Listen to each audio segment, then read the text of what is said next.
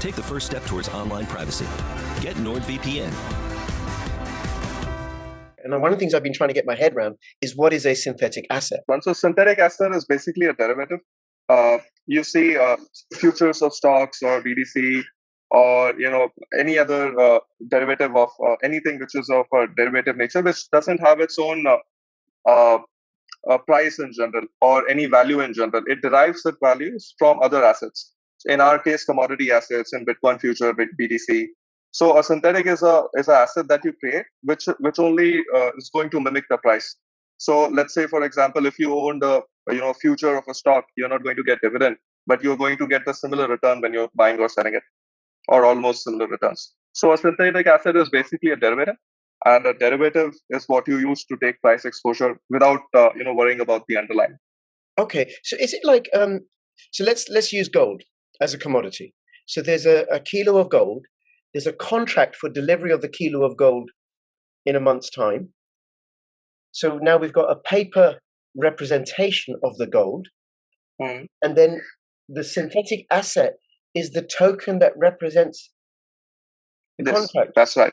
That's correct. And then people can trade the synthetic asset. That's correct. That's correct. Okay, but isn't there a danger in that? Because you can have infinite rehypothecation or something like you already do with gold and silver, which is why the price doesn't go up. But you could, I can have 1 kilo of gold, create 100 certificates for that same 1 kilo of gold, and then create many assets, tokens for those contracts. So I could maybe have 1,000 contracts that represent that 100 those 100 contracts.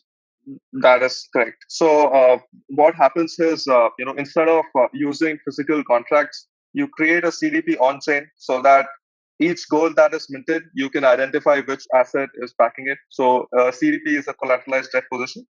So you bring on all the Cosmos-based assets through IBC on the platform, lock them up in a vault, and then you mint the synthetic. So the synthetic is backed not by the actual gold, it's backed by another set of Cosmos assets. Okay.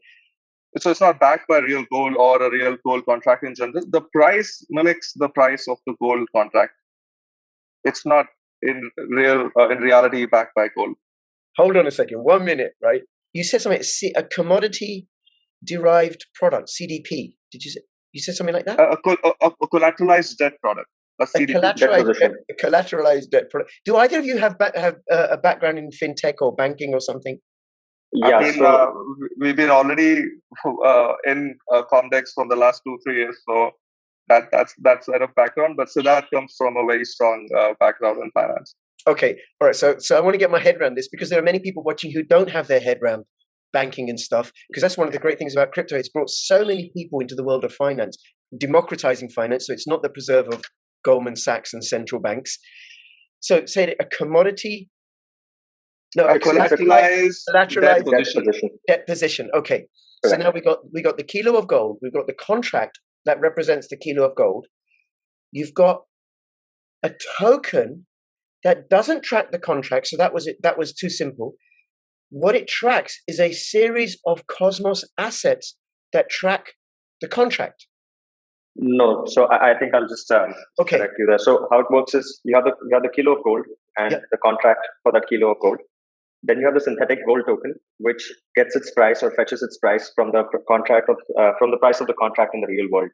Right. And the backing or the underlying asset behind the synthetic gold that we have is a range of Cosmos ecosystem assets. Okay, I got it. So that's what limits the amount of gold that one can just create on the platform. So you can't have infinite gold being created and traded on the platform. It always has to be backed by some degree of collateral underlying.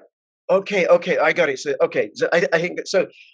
So you got the kilo of gold, the contract certificates that represent the kilo of gold. Then there's the synthetic asset. The synthetic token. Asset that which is backed by Cosmos. Tracks the price of the contract. But it's backed by a range of synthetic assets, say, for example, Atom or Persistence or whatever, right? I don't know. So then when I cash this in, when I redeem it, what I get are those tokens.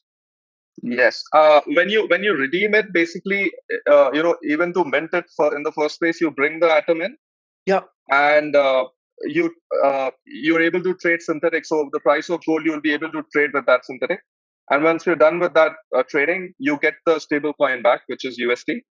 And once you close the whole synthetic position, you get your initial collateral back, the Atom or XPRT. Yeah. Okay. I got it. Now that is appealing, and then that also prevents rehypothecation, the printing of infinite digital assets, provided the system is open source and secure, and people can see like the chain of custody, if you like. Is that the case with Comdex? Yes, absolutely. To watch the whole interview on Comdex, see the link in the description below. Don't forget to like, comment, share, and subscribe. Thanks for watching.